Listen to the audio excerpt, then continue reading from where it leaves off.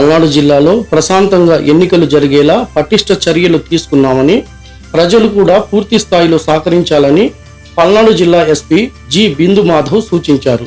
పల్నాడు జిల్లా కుంకలగుంట, చేజర్ల గ్రామాల్లోని పోలింగ్ కేంద్రాలను గురువారం పరిశీలించిన ఆయన గ్రామస్తులతో మాట్లాడారు. ఎన్నికల తరుణంలో ఆవేశాలకు పోయి అనర్థాలు కొని తెచ్చుకోవద్దని సూచించారు. గ్రామాల్లో ఎప్పుడు కలిసిమెలిసి ఉండే స్వభావం ప్రజల మధ్యన ఉంటుందని, ఎన్నికలు పూర్తయ్యే వరకు అదే భావంతో మెలగాలన్నారు. పార్టీల పేరుతో రెచ్చగొట్టాలని చూస్తే కఠిన చర్యలు తీసుకుంటామని హెచ్చరించారు.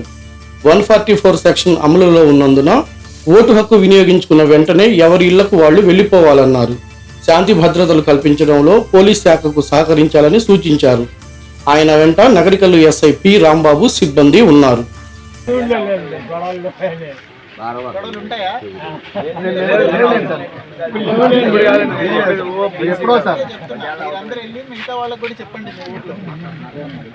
పార్టీలు వేరైనా అందరూ ఒక్కూరోళ్లే కదా, ఓటేస్తే కాసేపే కదా, తర్వాత అందరూ కలిసే ఉంటారు కదా. లేదు ఇంకా జీవితాంతం వేరే పార్టీ వాళ్ళు మొహం చూడకుండా ఉంటారా? కుదరదు కదా. అట్లాంటప్పుడు ఎందుకు గొడవలు? ఓటేసేటప్పుడు తప్పుగా వేసుకోండి, ప్రశాంతంగా ఉండండి. ఏదైనా ఇబ్బంది అయితే ఎవరైనా కాదు గొడవ చేయడం కానీ మిమ్మల్ని ఇబ్బంది పెట్టడం లేదా రెచ్చగొట్టడం ఇట్లా చేస్తే పోలీస్ వాళ్ళకి కంప్లైంట్ చేయండి, మేము చర్యలు తీసుకుంటాం.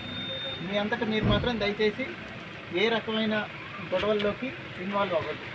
అందరూ చక్కగా ఆ రోజు ఓటేసుకొని ఓటేసిన తర్వాత ఇంటికి వెళ్ళిపోవాలి.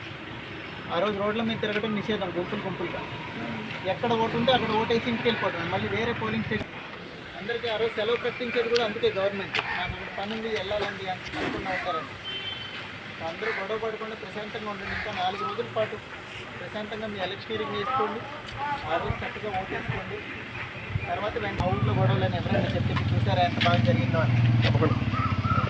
సరేనా? Okay sir, thank you.